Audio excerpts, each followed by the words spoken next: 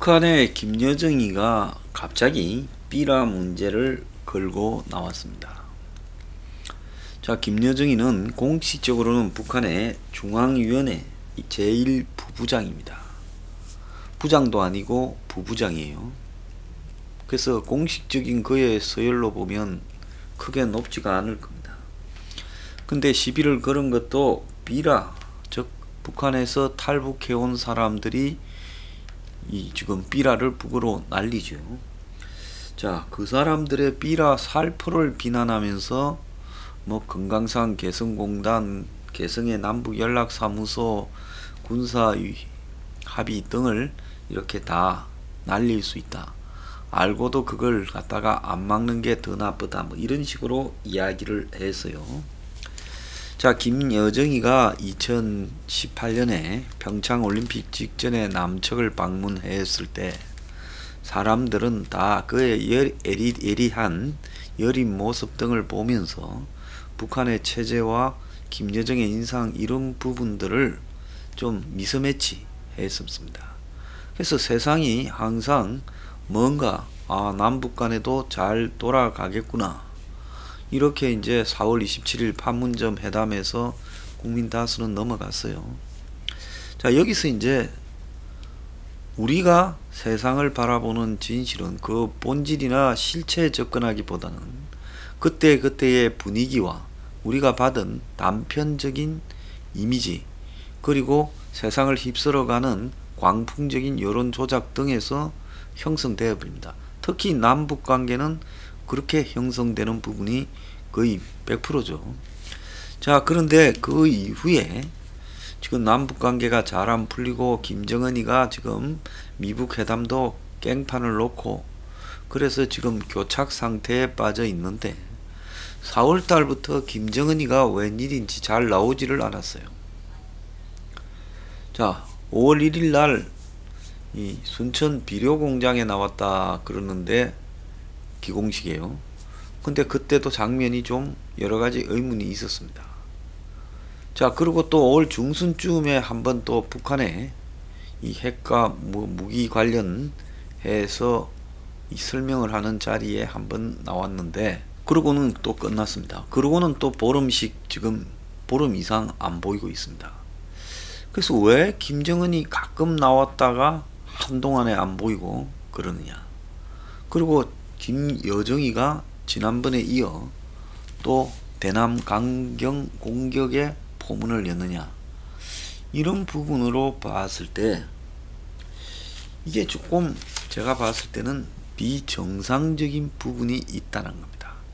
북한의 공산주의 또 중국의 공산주의 이런 부분에서는 유교적 가부장적 질서가 상당히 그 공산 독재의 배경에 자리 잡고 있어요. 중국에서 무슨 여자가 설치는 거 봤습니까? 중국 지도부에요. 없지 않습니까? 중국의 장관들 중에도 여자가 잘 없습니다. 자, 그런데 북한에도 여자가 지도자급 위치에 있는 사람이 없습니다. 실제로 탈북자나 태영호 이 글들을 보면 이 북한의 철저한 가부장 사회로 이루어져 있다는 걸 우리가 알 수 있습니다. 그런데 김여정이가 지금 노동신문에 담화를 내어서 이 대북 전단 삐라 문제를 가지고 남쪽을 비난하고 있어요. 자, 그런데 실제로 이 남측의 탈북자 단체들이 북한으로 날리는 대북 전단이 북의 체제 유지에 그렇게 위협적일까요? 저는 그렇게 보지 않습니다. 많은 사람들이 그게 북한에 굉장히 기분 나쁘고 위협적으로 받아들인다 이렇게 말을 하는데요. 저는 탈북 단체들은 자신들의 존재감을, 물론 그들도 사명감이 있어서 하겠지만 존재감을 알리기 위해서 삐라를 날리는 거죠. 그래서 그 삐라가 북한에 떨어진다 하더라도 한번 생각을 해보십시오. 북한 주민들 상당수가 남측의 드라마나 이런 부분들을 CD나 이런 것들을 통해서 다 보고 있고요. 그러지 않습니까? 그 다음에 남측의 여러가지 상황들도 지금 다 알고 있는 상황에서 남측이 북한으로 보내는 삐라가 무슨 북한 주민들의 사고관에 큰 영향을 미치겠습니까? 아주 한 몇십 년 전에처럼 남북 간에 완전히 단절되어 있을 때 뭐 그런 것들이 영향을 미친다고 볼 수 있겠지만, 남측의 드라마를 북한 주민 상당수가 다 보고 있는 상황에서 근데 이것이 삐라가 영향을 미쳐서 북한이 예민하게 반응한다라는 논리 자체가 좀 말이 안 된다. 그러면 어떻게 해석해야 되냐? 시비를 걸기 위한 시비다. 즉 김여정이가 남측을 똥개 훈련을 시키고 남측이 북한에 어느 정도 성의를 가지고 있는지 테스트를 해보는 부분이 이번에 삐라에 대한 시비의 배경이다. 저는 그렇게 보고 있습니다. 자, 그래서 김여정이 입장에서는 남측을 향해서 자신의 지금 말에, 김정은이의 말에 남측이 반응하거나 과거에 김영철이라는 뭐 대리인의 말에 남측이 반응하는 이런 부분을 넘어서 김여정이 자기의 말에 남측이 얼마나 똥개 훈련하듯이 잘 말을 듣느냐, 이 부분을 지금 테스트하는 단계라고 봅니다. 그러면 왜 김정은이가 있는데 김여정이가 남측에 똥개 훈련을 시키느냐? 자, 여기에 지금 우리가 의문을 좀 가져야 된다는 거죠. 북한의 입장에서 보더라도 그렇지 않습니까? 북한이 정상국가처럼 보이려고 김정은이는 나름 초반에 노력을 좀 했어요. 이 북한의 다른 지도자들하고는 다르게 이설주라는 자기 마누라를 공식 선상의 옆에 대동시키기도 했습니다. 자, 그리고 김여정이에 대해서는 이 실제 권력은 어떨지 몰라도 일정하게 직급을 높이지 않음으로써 가족끼리 다 해먹는다, 즉 족벌 이 패밀리 비즈니스다라고 안 보이려고도 노력을 했습니다.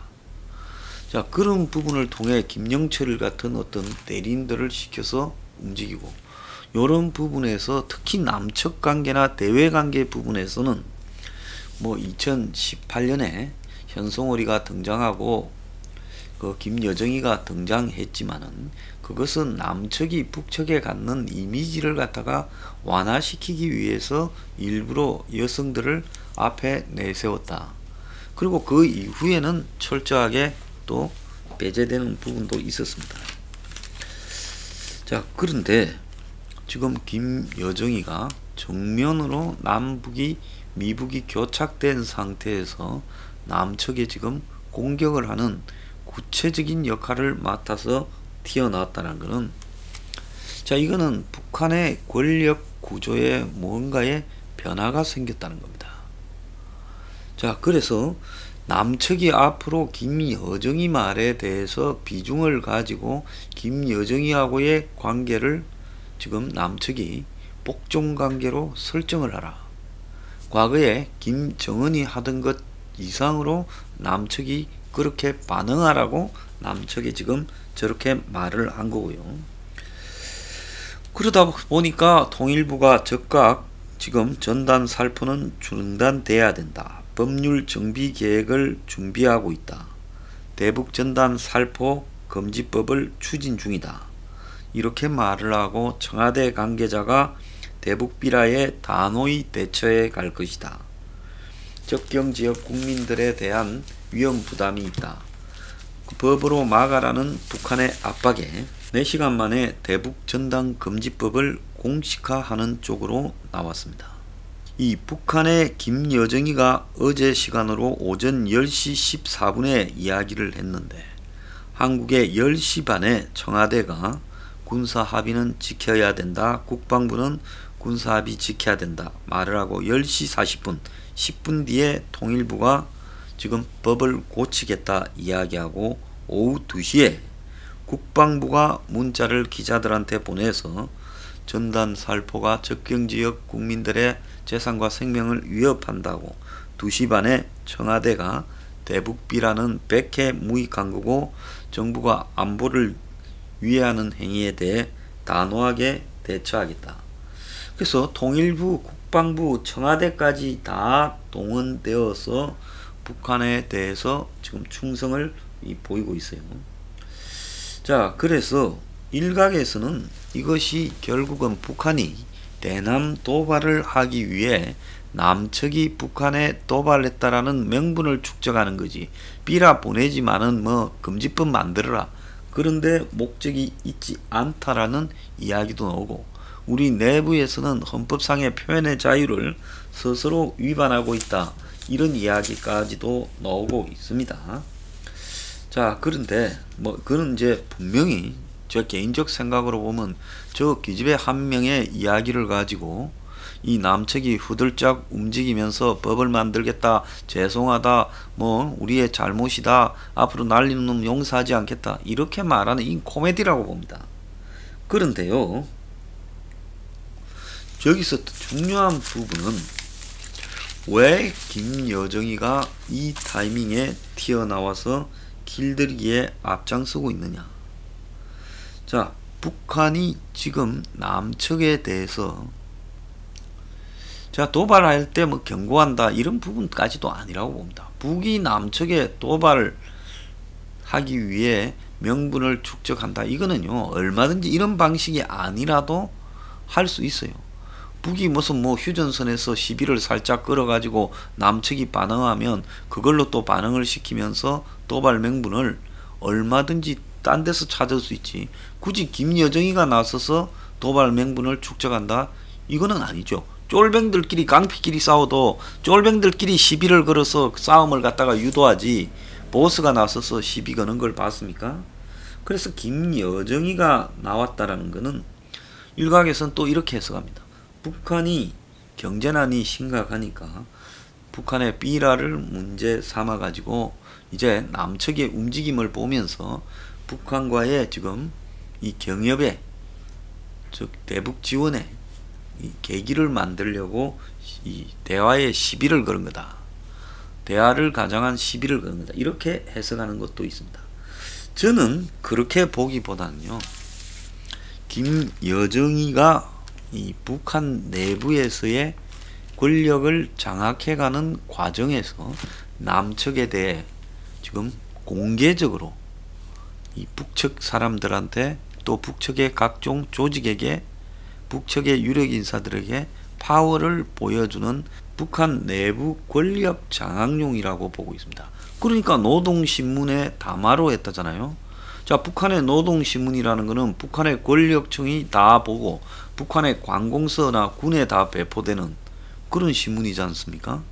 그러니까 김여정이가 노동신문 담화로 이걸 갖다가 말했다라는 것은 신문의 글로요. 자, 김여정이의 담화는, 과거에 이런 담화는 김정은이만 할 수 있었죠. 무슨 김영철이가 담화를 하겠어요? 최용해가 담화를 하겠어요? 못한다고 봅니다. 근데 김정은이만 하던 노동신문 담화를 김여정이가 하고 남측이 거기에 반응을 보이고, 이런 것들을 북한의 내부의 권력 구조에게 알리는 지금 일종의 퍼포먼스다. 자, 그러면 김여정은 왜 이런 퍼포먼스를 할까? 이거는 김정은이에게 뭔가 문제가 생겼거나 심각하게 문제가 생겨가고 있으니까 김여정이로의 권력 교체 과정의 어떤 이 내부 지금 과시용 퍼포먼스다. 이렇게 봐야 된다는 겁니다. 그렇다고 김여정이가 북한의 그 나이 많은 60대, 70대 권력 서열들을 다 모아가지고 그 자리에서 앞에 나서서 30대 초반인 김여정이가 군기를 잡는 식으로, 그거 쉽겠습니까? 지금 당장 그렇게 하다가는 북한 내부에 광범위한 저항을 불러일으키죠.